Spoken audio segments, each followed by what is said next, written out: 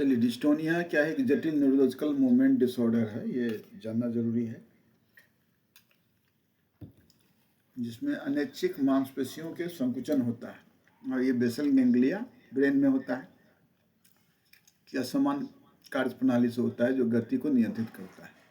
इसमें क्या होता है? लक्षण क्या है? शरीर के किसी भाग में ऐंठन, झटके, विकृति, मुद्राएं, गला प्रभावित होने पर निगलने में कठिनाई, भावनात्मक तनाव, अवसाद हो सकता है। और ये जानलेवा नहीं है, लेकिन सामाजिक रूप से परेशानी करने वाला है। एक और जान जाइए, न्यूरोलॉजिकल कंडीशन का एक होता है ALS, एमाइटोरोफिक लेटरल स्क्लेरोसिस। इसको लव गेरिंग डिजीज भी बोलता है, कभी कभी आता है। और ये क्या होता है? जनरली प्रगतिशील तंत्रिका तंत्र का अपघटन रोग है। इसमें मस्तिष्क, मेरुरज्जु, हम जानते हैं मेरुरज्जु कहाँ होता है, मोटर न्यूरॉन्स को नष्ट हो जाते हैं, इससे मांसपेशियां पर नियंत्रण खत्म। इसका लक्षण क्या है? चलने, बोलने, निगलने में कठिनाई, हाथ पैरों की कमजोरी, झटके, हंसी, रोने पर नियंत्रण न रहना, बोलने में अस्पष्टता, मांसपेशी का क्षय। और यह व्यक्ति को बोलने, खाने, हिलने, अंततः सांस लेने में करता है। नेक्स्ट, ये मल्टीपल स्क्लेरोसिस का पार्ट है हंटिंगटन रोग। पूछता है कि क्या है हंटिंगटन रोग, इसको जानना जरूरी है।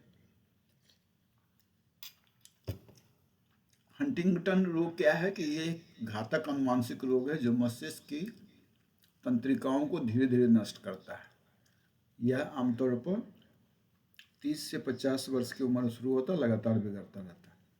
इसके लक्षण क्या है? व्यक्तित्व में बदलाव, अवसाद, मूड स्विंग, भूलने की बीमारी, निर्णय में कमजोरी, अस्थिर चाल, अनैच्छिक गतियाँ, अस्पष्ट भाषण, निगलने में कठिनाई, वजन घटना। कारण क्या है? एक दोषयुक्त जीन के कारण होता है। ये ऑटोसोमल बोलते हैं, डोमिनेंट विकार है। केवल एक दोषपूर्ण जीन की उपस्थिति से रोग हो सकता है। अब हम इसको यहीं समाप्त करेंगे, क्योंकि लास्ट में हमारा जो है, अच्छा, न्यूरोमस्कुलर रोग को जान जाएंगे। न्यूरोमस्कुलर रोग, फिर रक्त विकार को, और बाद में हम लोग न्यूरोमस्कुलर रोग, ये जो भी न्यूरोलॉजिकल कंडीशन का पार्ट है न्यूरोमस्कुलर रोग। इसमें क्या होता है? यह रोग व्यापक शब्द जो कई प्रकार की बीमारियों और विकारों को सम्मिलित करता है जो मांसपेशियों के कार्य को प्रभावित करने से मल्टीपल स्क्लेरोसिस है। ये रोग मांसपेशियों को प्रत्यक्ष रूप से प्रभावित कर सकते हैं और अप्रत्यक्ष रूप से तंत्रिकाओं और न्यूरोमस्कुलर जंक्शन, जहां मोटर नर्व्स और मांसपेशी तंतु मिलते हैं, को प्रभावित करते हैं। इनके लक्षण क्या है? सुन्ना, शरीर में सुन्नपन, दर्दनाक असमान संवेदनाएं हमारे न्यूरॉन्स में, मांसपेशी की कमजोरी, मांसपेशी का चरण, एट्रोफी बोलते हैं, और मांसपेशी में दर्द और ऐंठन, फेसिकुलेशन।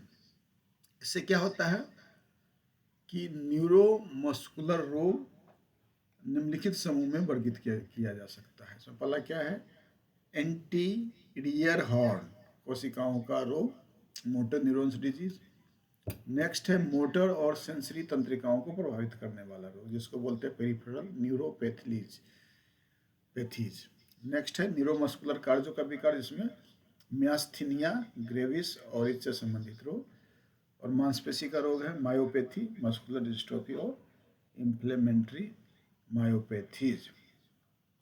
तो हम लोग आज, अगर कोई दिक्कत है तो इसको हम लोग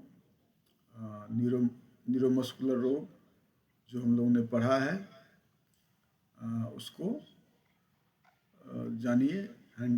हंटिंगटन रोग क्या है, और हम लोगों ने बाकी जाना कि डिस्टेनिया क्या है। ठीक है, तो ये सब का सब क्या है?